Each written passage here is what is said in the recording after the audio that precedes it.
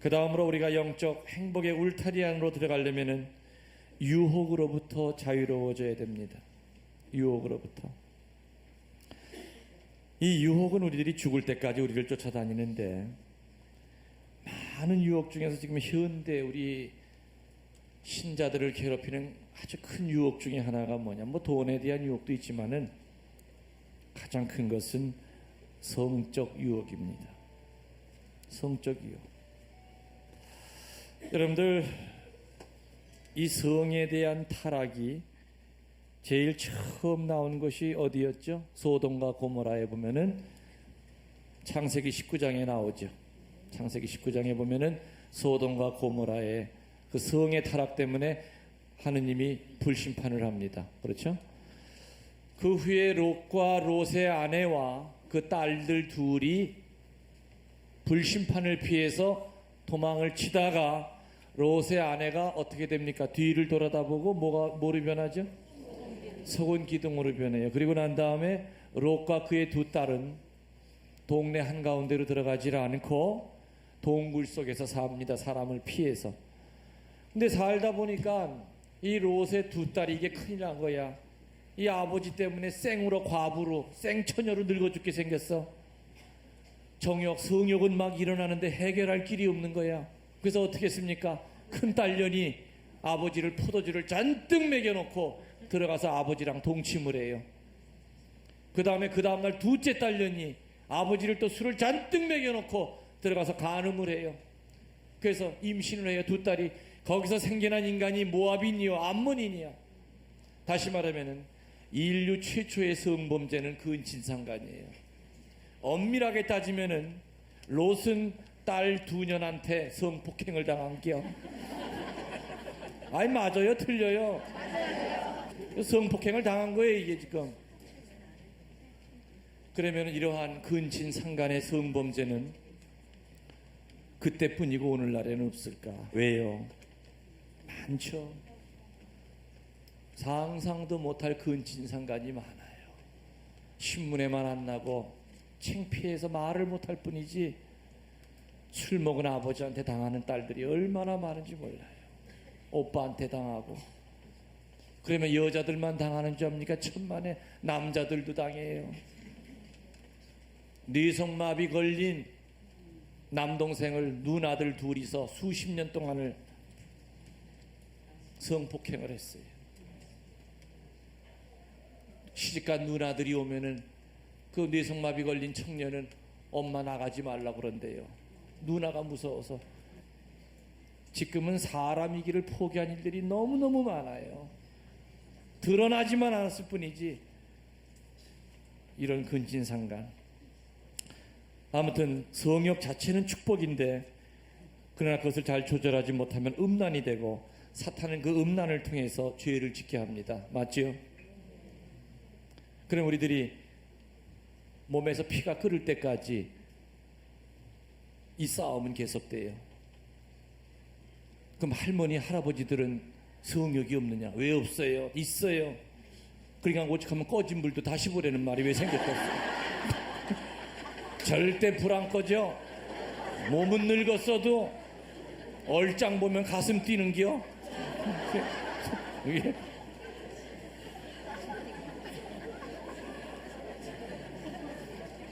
창세기 39장에 보면은 에집트로 팔려간 요셉이 성적 유혹을 이겨내는 처절한 얘기가 나옵니다.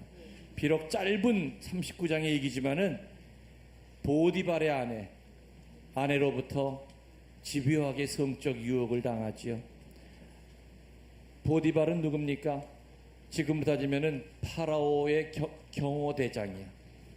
그런데 그 당시 경호대장은 내시를 썼대요. 내시. 그러니까 보디발의 아내가 자기 남편이 내시란 말이야. 권력이고 뭐고 세상 부러울 게 없는데 한 가지 못 채우는 거야. 남자를 못 채우는 거야. 요 요셉이 어릴 때는 애였는데 요 아이가 15살, 16살 크면서 아주 볼이 빨간 미남자로 자라나네. 보디발의 아내가 이제 음욕이 생기는 거예요. 요셉을 어떻게 해가지고 지 남편한테 못 받는 거를 받아보려고. 그래서 요셉을 꼬십니다. 거기에 대항해서 요셉은 하느님의 이름을 걸고 그 여자와 싸우죠. 성적 유혹은 분명히 극복하기 힘들고 어려운 유혹이지만은 그 유혹을 따라가느냐 물리치냐는 선택은 여전히 우리 자신에게 있습니다. 그래서 아우스팅 성인은 뭐라고 그러셨느냐, 인간은 나약하기 때문에 죄를 짓는 것이 아니라 그 나약함 속에 자기 자신을 내버려 두기 때문에 죄에 떨어지는 것이다. 가장 우둔한 죄인에게도 마지막에 결정 능력은 자기 자신에게 있다 이겁니다. 인간은 나약하기 때문에 죄를 짓는 것이 아니라 나는 약하니까 난 어쩔 수 없어 하면서 지 나약함 속에다 자기 자신을 내팽개쳐 두기 때문에 죄에 떨어진다. 아우스팅 성인은 그런 얘기를 했어요. 요셉은 보디발의 아내로부터 극복하기 어려운 성적 유혹을 받았지만 그 유혹에 굴하지 않았고 영적 무기 4개를 가지고 성적 유혹과 싸워 이기는데, 첫 번째 무기가 뭐냐? 아주 간단합니다. 유혹을 할 때 첫 번째가 뭐냐? 싫습니다 하면서 자기 의사를 정확히 밝히는 겁니다. 하십시오. 시작. 싫습니다. 뭐가?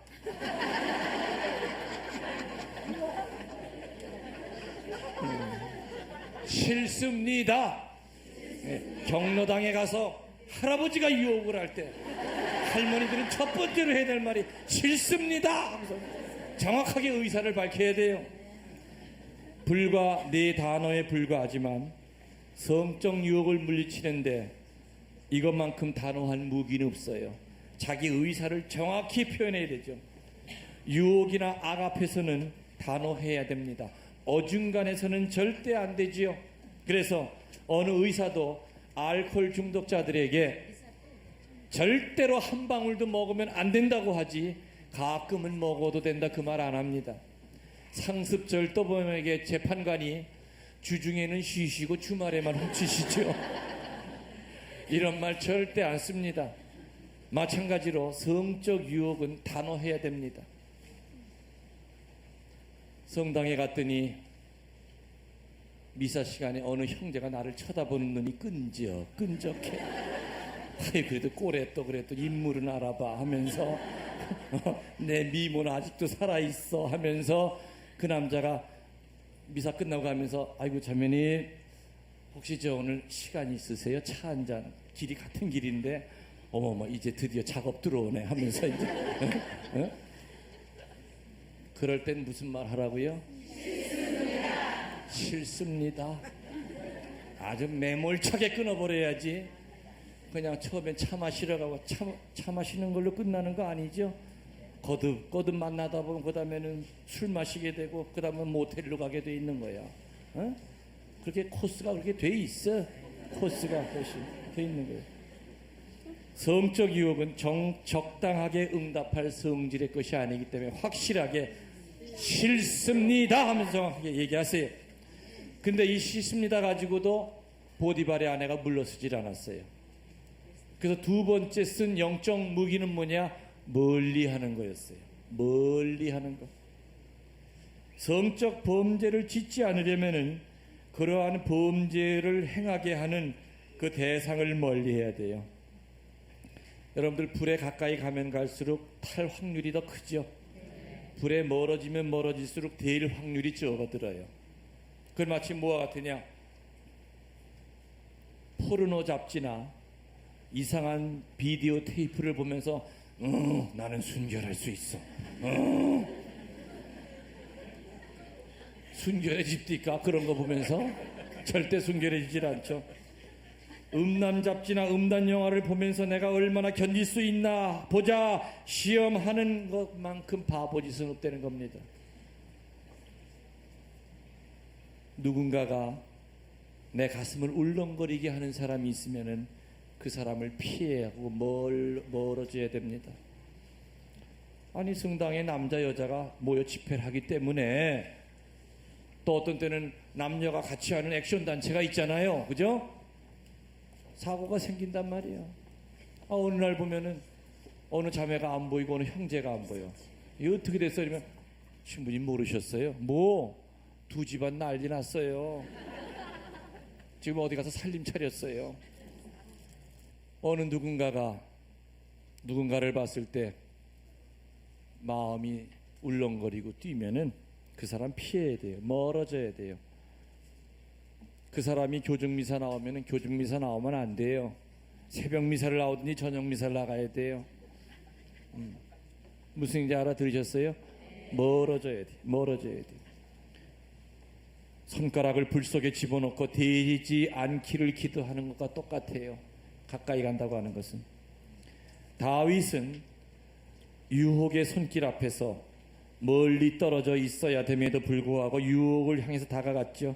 사무엘후서 11장 2절에 보면은 다윗이 어느 날 더운 여름날 발코니에 이렇게 딱 나와서 밑에 마을을 쳐다봤더니 세상에 그냥 눈이 뿅, 저 밑에 보니까 웬 여자가 다라 속에 들어가서 홀랑 벗고 목욕을 하는 거야. 아이고 처음에 아이고 이게 뭐야 이게 뭐야.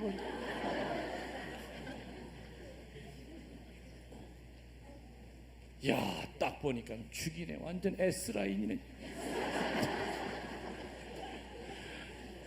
그랬을 때 성욕은 들어. 근데 그때 성욕이 들은 게 죄는 아니에요. 그죠? 그때 성욕이 건 죄 아니야. 아, 이쁜 걸 보고 성욕이 드는 건 죄 아니야.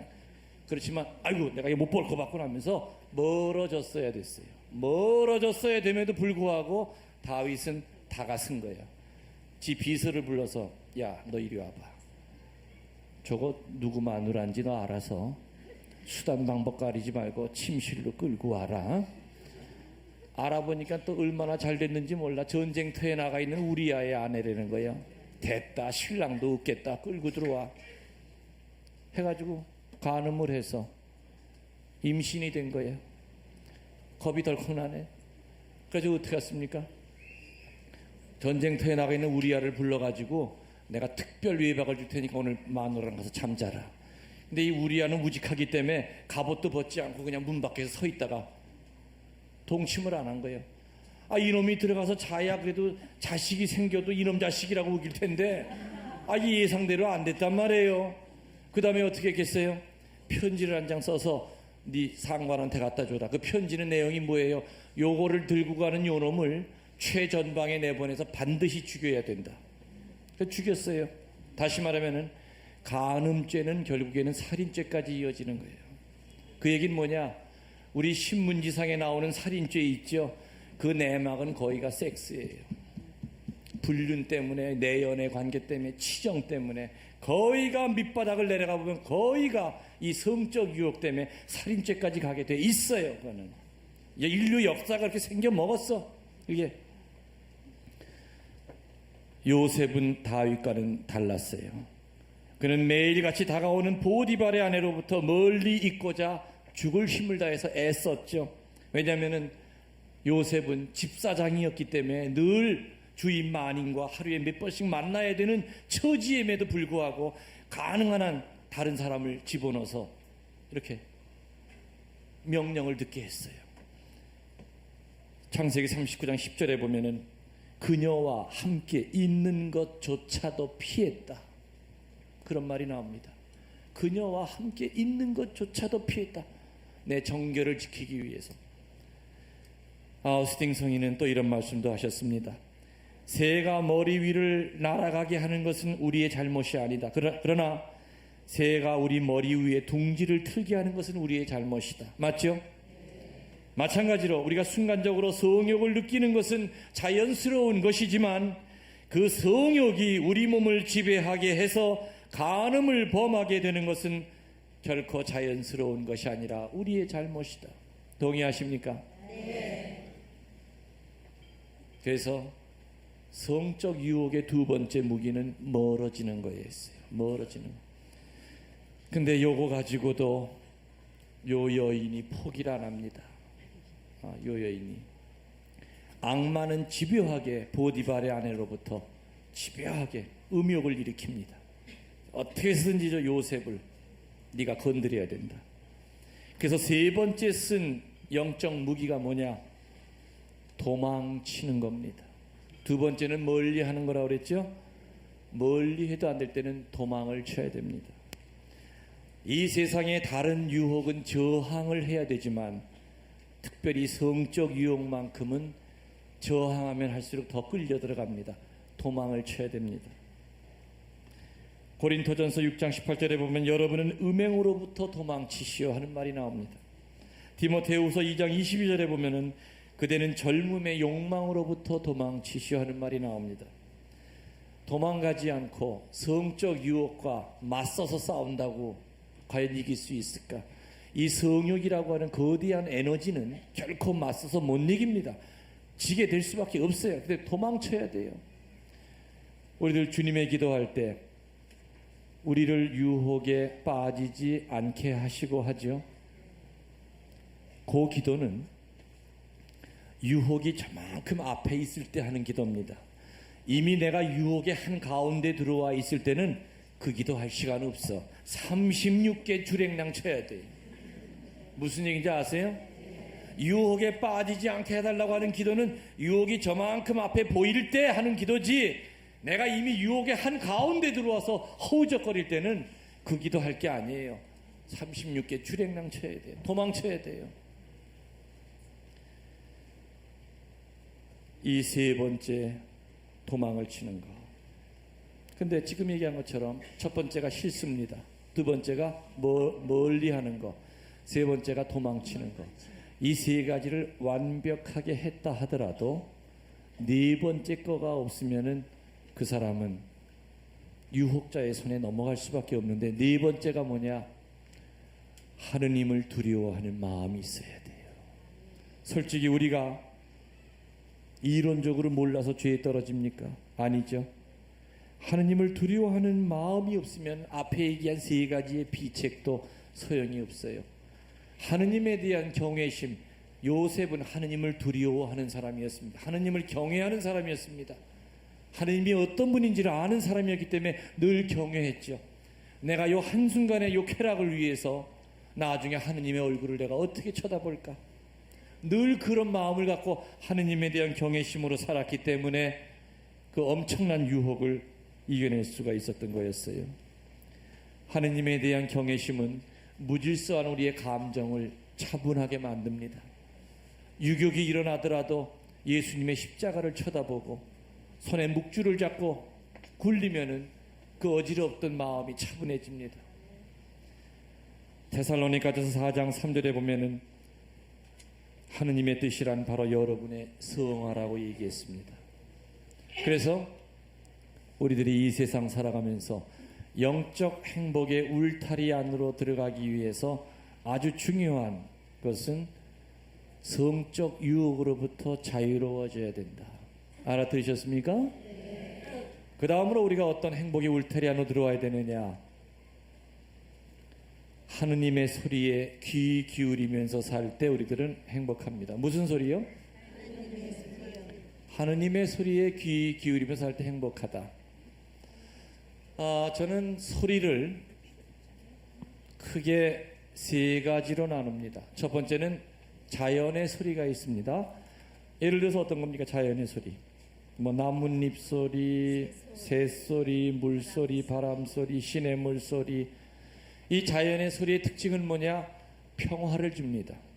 그런데 자연이 곧 하느님은 아니에요. 그건 뉴에이지 사상이죠. 하느님의 일부분을 나타내지만 바로 나무가 곧 하느님입니다. 이건 뉴에이지예요. 그렇지만 자연의 소리는 인간에게 평화를 줍니다. 그 두 번째가 인공의 소리가 있어요. 뭐가 있을까? 인공의 소리? 휴대폰 울리는 소리,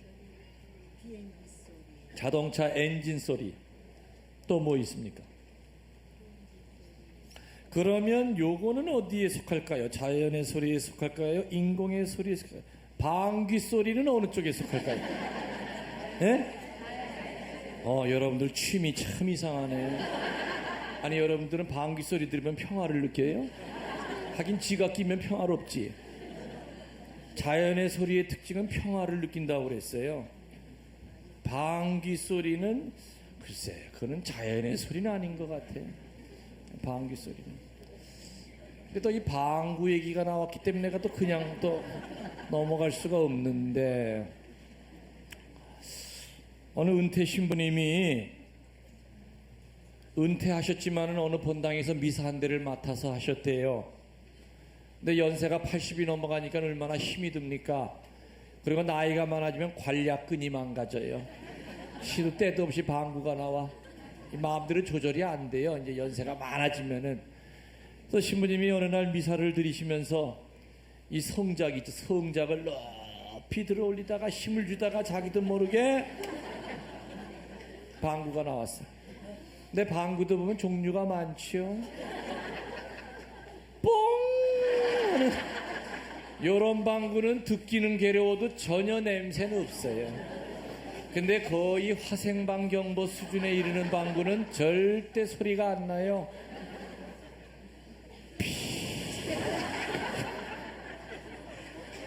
근데 그 은퇴 신부님이 주로 끼는 방구가 픽 방구. 그날도 성작을 들어 올리다 자기도 모르게 픽 하고 샜어요.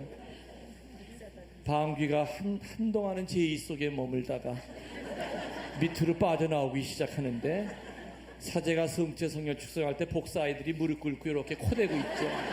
신부님 옆에. 잠시 후에 복사 아이들 콧구멍으로 쏙 들어갔어요. 아이들이 그냥 뒤로 다 발라당 다 잡고 있어요.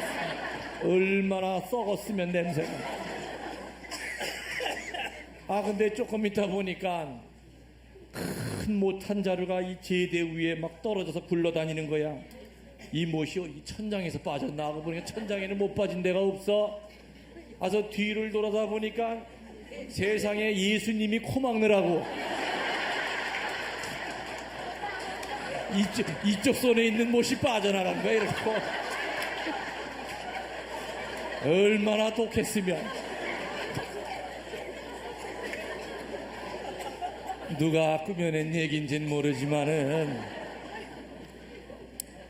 사람의 몸에서 나오는 더러운 악취는 시간이 지나면 희석이 되지요. 아무리 지독한 방구쟁이 방구라 하더라도 맨날 며칠 가는 방구는 없어. 근데 문제는 사람의 몸에서 나오는 이 악취가 아니에요. 그건 시간 지나면 없어져. 사람의 영혼에서 나오는 이 더러운 냄새는 회개치 않는 한 죽을 때 관 속에까지 그 냄새를 끌고 들어간단 말이에요. 근데 더 큰 비극은 뭐냐? 주변 사람들은 그 인간에게서 그 더러운 냄새를 맡아요. 아유, 저 인간 상종을 안 하려고 하는데, 큰 비극은 냄새 풍기는 그 인간만이 지 냄새를 못 맡고 살아. 그러면서 우리 성당에 나만한 여자 있으면 나와보라 그래. 야, 이 성당 내가 다 줬어. 야 꿀이야, 나 없어봐라. 벌써 깨졌다. 에? 신부님도 나한테 도움받아야 사목하지. 에? 이렇게 시원방을 떨어. 그 냄새가 얼마나 더럽게 나는 줄 모르고. 그런 인간은 회개치 않는 한 죽을 때까지 지 자신이 그 썩은 냄새 나는 걸 모르고 그냥 지 멋에 살다 가는 거예요. 방구 얘기는 요것으로 끝내겠습니다. 아무튼 방구는 자연의 소리가 아니라 저는 인공의 소리에다 집어넣어요. 이 방구라고 하는 것을 제가 철학적으로 표현하면 저는 이렇게 표현합니다. 내적 갈등, 외적 표현. 제가 만드는 그 철학적인 용어인데 맞죠? 내적 갈등, 외적 표현이 이제 방귀예요. 방귀. 세 번째 소리가 있어. 세 번째 소리는 뭐냐? 바로 하느님의 목소리. 그런데 하느님의 소리를 들으려면은 귀가 있어야 돼요. 그리고 중간 매개체가 있어야 돼요. 우리가 FM을 잘 들으려면 뭐를 맞춰야 돼요? 주파수가 맞아야 되죠. 주파수가 안 맞으면 아무리 라디오가 비싸고 오디오가 비싼 거라 하더라도 주파수가 안 맞으면 절대 그거는 제 소리를 못 들어요. 그럼 하느님과 우리 사이에 주파수가 몇 개가 있어요. 그 주파수를 통해서만 하나님은 우리에게 당신의 목소리를 들려주는데, 첫 번째 주파수가 뭐냐? 양심이에요. 우리가 죄를 지면은 양심을 통해서 하느님의 목소리가 들려오지요. 베드로야, 너 지금 뭐 하는 짓이냐? 너 그렇게 살면 안 되잖아. 아무리 못된 놈도 양심은 있는 거예요. 두 번째 주파수가 뭐냐? 사제의 입을 통해서 목소리를 들려주세요. 오늘도 하느님은 이 사제의 입을 통해서 당신의 목소리를 들려주고 계시죠. 세 번째로는 성서와 성사입니다. 칠성사와 성경을 통해서 하느님의 목소리를 들려주세요. 그리고 네 번째 주파수는 뭐냐? 십자가라고 하는 고통을 통해서 당신의 목소리를 들려주세요. 근데 이 네 가지 중에서 가장 우리들이 하기 끌어안기 싫은 게 뭐겠어요? 네 번째 거. 그런데 놀랍게도 내가 제일 끌어안기 싫은 바로 그 십자가를 통해서 어느 때보다도 가장 정확하게 하느님의 목소리가 들려요. 가장 힘있게 하느님의 목소리가 들려요. 여러분들 십자가 없는 분 한번 손 들어 보실래요? 저는 십자가가 없는 사람입니다. 있지요? 여러분들 저에게 한번 물어보세요. 신부님 십자가 있으세요? 하고 물어보세요. 시작. 신부님 십자가 있으세요? 그걸 말이라고 합니까?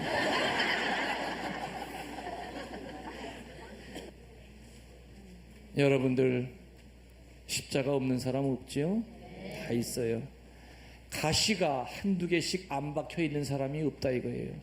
자식이 찔러놓은 가시 있고, 물질이 찔러놓은 가시 있고, 인간관계에서 박힌 가시가 있고, 건강이 나빠져서 박혀있는 가시가 있어요. 그 가시 뽑아버리려고 하지 마세요. 여러분들 바오로 사도의 가시 이야기 아십니까? 바오로 가시가 있었어요. 불치병이었어요. 의학자들은 조심스럽게 얘기하기를 바오로 사도는 간질병 환자였을 것이다 하고 추측을 합니다. 대설교가가 설교를 하다가 갑자기 간질이 발작을 일으키면 거품을 물고 그냥 막 흙탕에서 뒹굴다가 깨어나면 죽고 싶었을 거예요. 너무너무 창피하고 자존심이 상해서. 그래서 예수님한테 한 번도 아니고 3번 죽을 힘을 다해서 청했대요. 나 써먹으려면 이 가시 뽑아달라고. 근데 주님이 가시 뽑아주지 않으시고 고린토후서 12장 9절의 말씀을 줬어요. 바오로야, 이미 너는 은총을 충분히 받았다.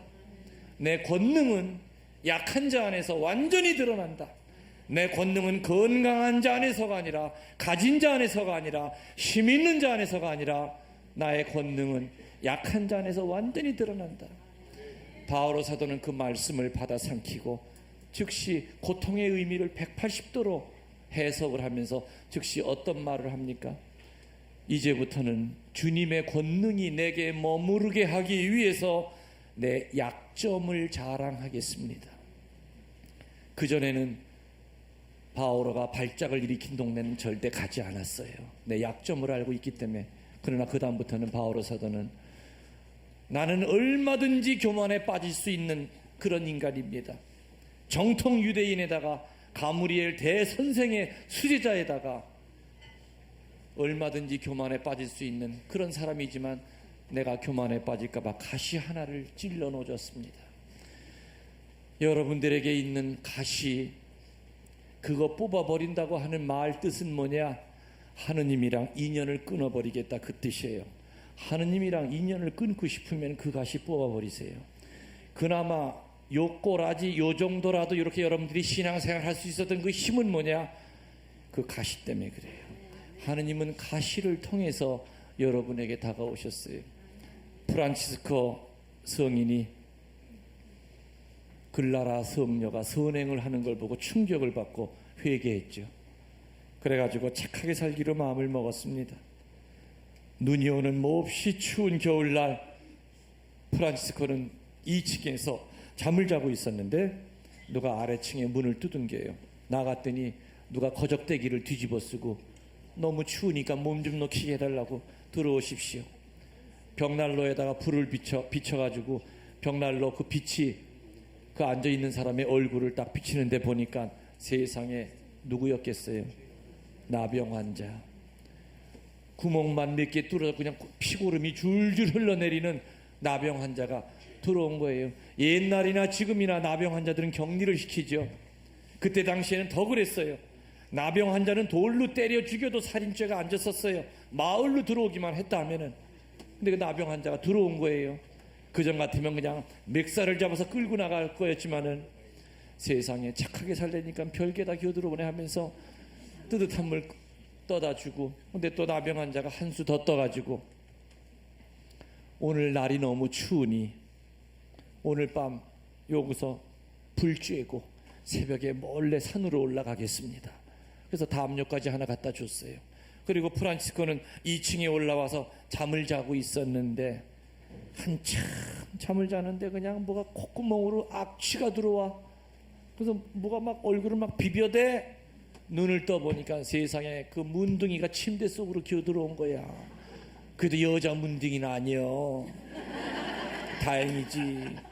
아니, 남자 문둥이라도 그렇지 얼마나 징그럽겠어요. 그냥 피고름이 그냥 얼굴에 묻어가지고 프란치스코 얼굴에 그냥 문디니까 프란치스코가 그냥 욱하는 마음이 올라왔죠. 이 미친놈이 죽으려고 환장을 했구나.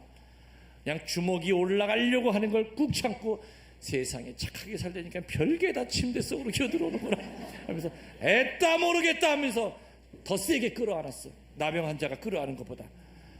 그리고 아침에 이제 잠이 들었어요. 몰라, 그 책에 나오니까 참 뱃속 편에 어떻게 잠이 들었는지 몰라. 근데 그 다음날 아침에 눈을 떴는데 이렇게 보니까 옆에 있는 나병 환자가 없어진 거야. 아, 이놈 얻어 터질까봐 새벽같이 도망을 쳤구만. 그랬는데 이게 무슨 냄새지? 방 안 가득히 장미 향기가 풍기는 거야. 지금은 뭐 겨울에도 장미가 나오지만 그 시절에는 장미가 나올 때만 나오잖아요. 눈 내리는 겨울에 무슨 장미가 있습니까? 근데 장미 향기가 가득해. 이 향기가 어디서나 나오고서는 그 문둥이가 잤던 이불 시트를 이렇게 벗겨보니까 세상에 장미송이 세 송이가 침대 위에 놓여 있었어. 성부, 성자, 성령을 나타내는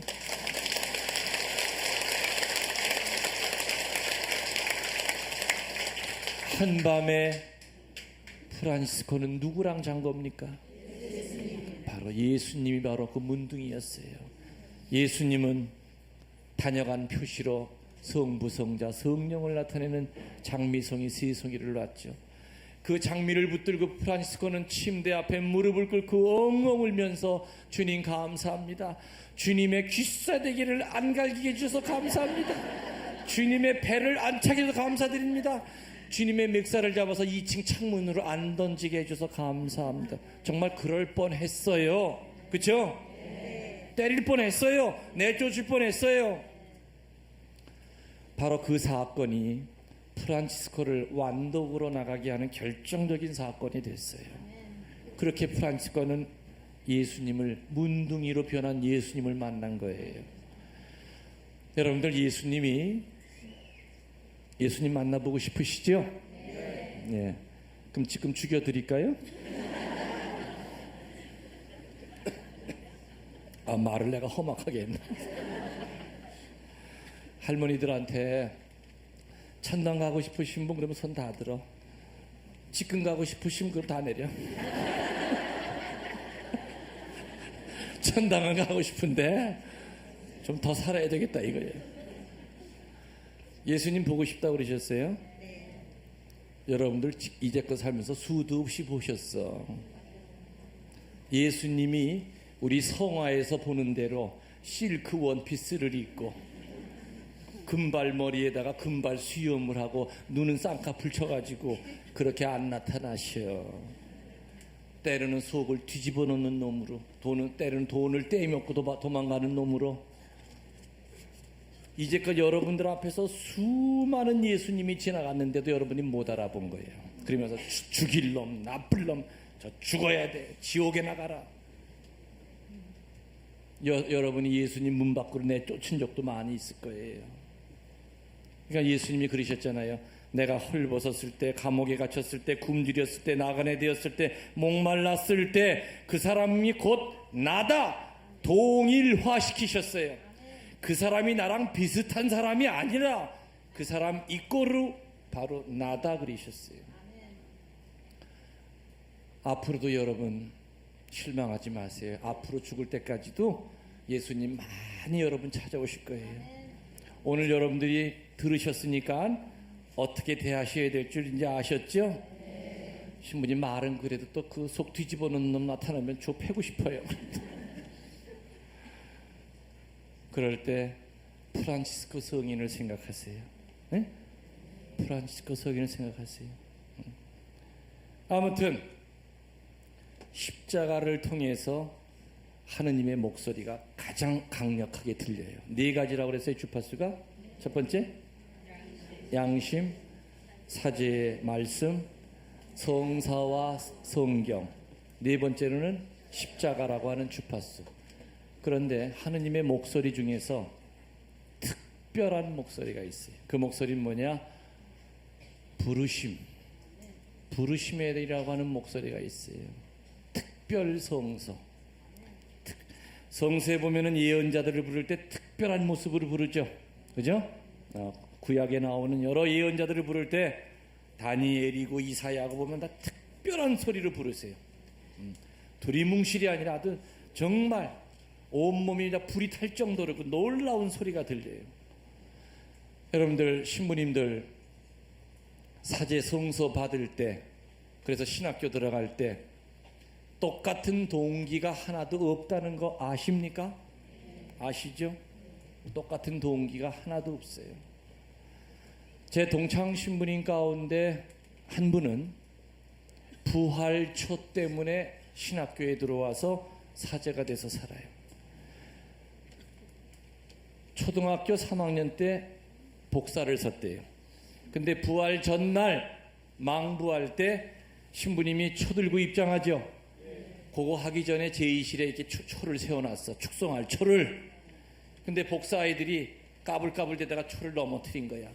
그래서 우리 친구가 깨먹었어. 초가 반동각이 난 거예요. 큰일 났죠. 이제 이게 큰일 난 거예요. 이게 지금 보통 사건이 아니야. 이게 부활초가 반으로 동각이 났으니까 잠시 후에 신부님이 들어오셔서 우리 친구는 얻어맞을 각오를 했대요. 근데 신부님이 아무 소리 안 하더니 어떻게 그걸 붙여보려고 애를 쓰시는데 그 초가 붙습니까?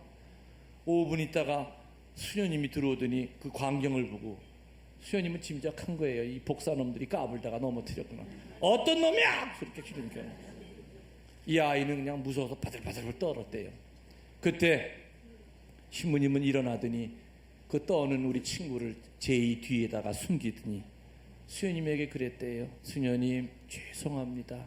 내가 넘어뜨려서 깨뜨렸어요. 그 순간에 사제 하나가 만들어진 거야. 그 뒤에서 떨던 그 아이는 신부님은 이런 존재구나.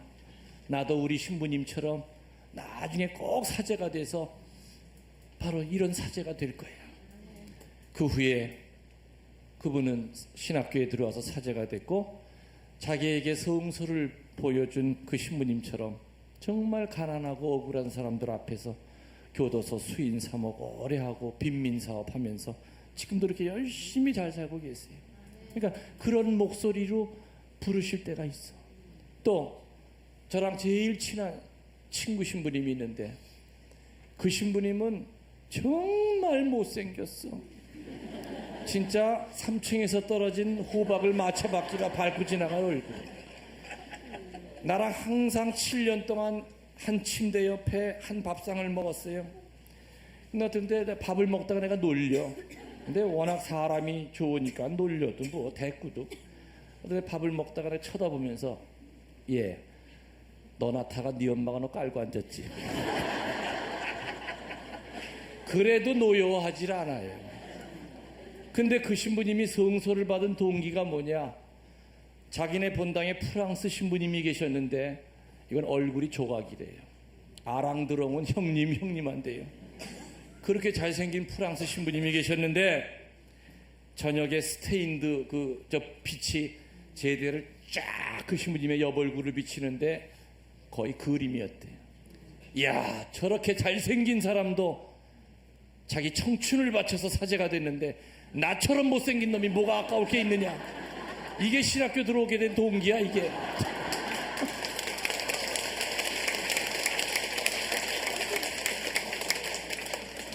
그 신부님 본당에 가서 제가 가끔 피정시킬 때가 있어요. 그러면 이제 같이 미사하다가 여러분 본당 신부님이랑 나랑 누가 더 잘생겼어요? 이러면 우리 본당 신부님이요. 꼭 그래.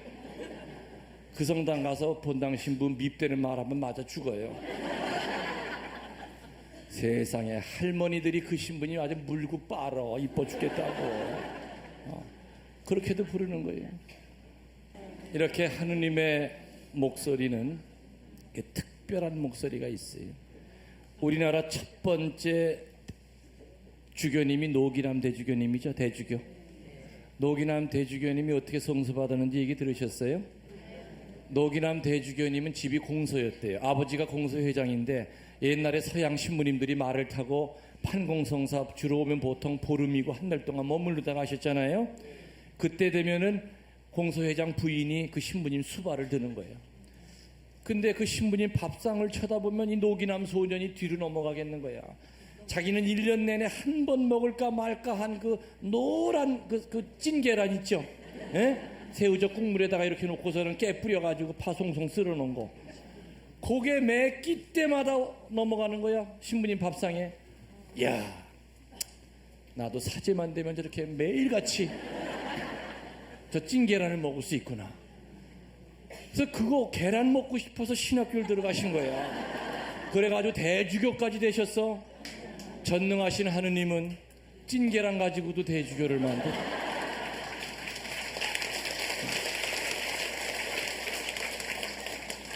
능력자이시다 그 얘기입니다. 그렇죠? 네.